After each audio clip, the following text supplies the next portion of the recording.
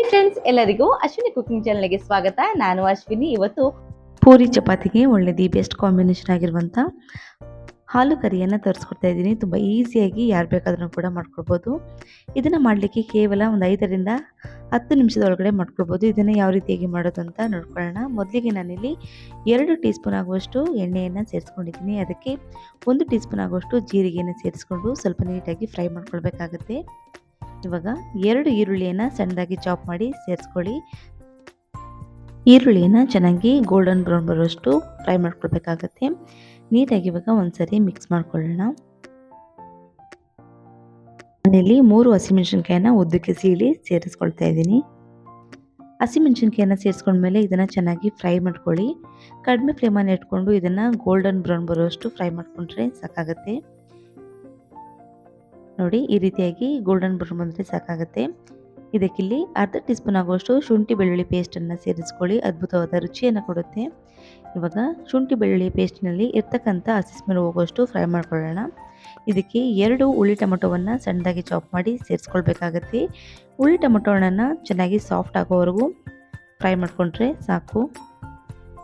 ನೋಡಿ, ಇಷ್ಟು ಪ್ರಮಾಣದಲ್ಲಿ ಇದನ್ನು ಫ್ರೈ ಮಾಡಿಕೊಂಡ್ರೆ ಸಾಕಾಗುತ್ತೆ. ಇದಕ್ಕೆ ಇವಾಗ ಅರ್ಧ ಟೀ ಸ್ಪೂನ್ ಆಗುವಷ್ಟು ರೆಡ್ ಚಿಲ್ಲಿ ಪೌಡರನ್ನು ಸೇರಿಸ್ಕೊಳ್ಳಿ. ಖಾರವನ್ನು ನೋಡಿಕೊಂಡು ಸೇರಿಸ್ಕೊಳ್ಬೋದು. ಅರ್ಧ ಟೀ ಸ್ಪೂನ್ ಆಗುವಷ್ಟು ಧನಿಯಾ ಪುಡಿ, ಸ್ವಲ್ಪ 1 ಪಿಂಚಿನಷ್ಟು ಗರಂ ಮಸಾಲವನ್ನು ಸೇರಿಸ್ಕೊಳ್ಳಿ. ಅರ್ಧ ಟೀ ಸ್ಪೂನ್ ಆಗುವಷ್ಟು ಚಾಟ್ ಮಸಾಲವನ್ನು ಸೇರಿಸ್ಕೊಳ್ಳಿ. 1/4 ಟೀ ಸ್ಪೂನ್ ಆಗುವಷ್ಟು ಅರಿಶಿಣದ ಪುಡಿಯನ್ನು ಸೇರಿಸ್ಕೊಂಡು ನೀಟಾಗಿ ಮಿಕ್ಸ್ ಮಾಡ್ಕೊಳ್ಳೋಣ. ಇದರಲ್ಲಿರ್ತಕ್ಕಂಥ ಹಸಿ ಸ್ಮೆಲ್ಲು ಹೋಗುವಷ್ಟು ಫ್ರೈ ಮಾಡಿಕೊಂಡ್ರೆ ಸಾಕಾಗುತ್ತೆ. ನಾನಿಲ್ಲಿ 4 ಆಲೂಗೆಡ್ಡೆಯನ್ನು ಬೇಯಿಸಿ ಸಿಪ್ಪೆಯನ್ನು ತೆಗೆದು ಇಟ್ಕೊಂಡಿದ್ದೀನಿ.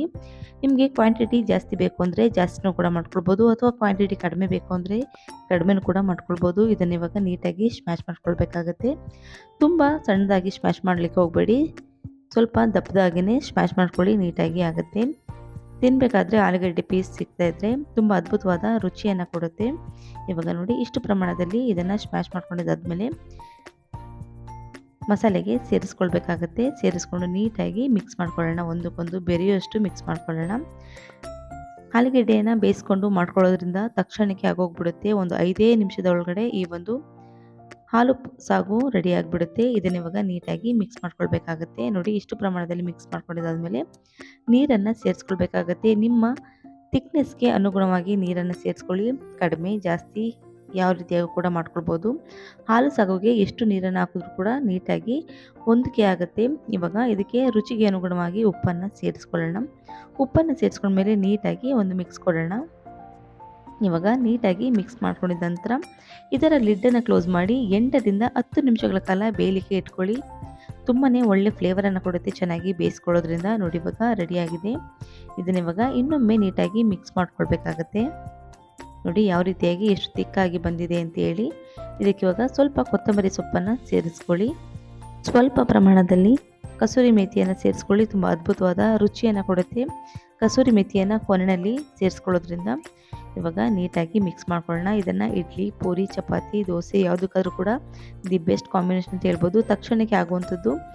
ನೋಡಿದ್ರಲ್ಲ ಎಷ್ಟು ಸುಲಭವಾಗಿ ಪೊಟೊಟೊ ಕರಿಯನ್ನು ಮಾಡ್ಕೊಳ್ಬೋದು ಅಂತ. ಖಂಡಿತ ಒಂದು ವಿಡಿಯೋ ಇಷ್ಟ ಆಗಿದೆ ಅಂತ ಭಾವಿಸ್ತಾ ಇದ್ದೀನಿ. ಇಷ್ಟ ಆಗಿದ್ರೆ ಒಂದು ಲೈಕ್ ಮಾಡಿ. ಇನ್ನೊಂದು ವಿಡಿಯೋದಲ್ಲಿ ಸಿಗೋಣ. Thank you.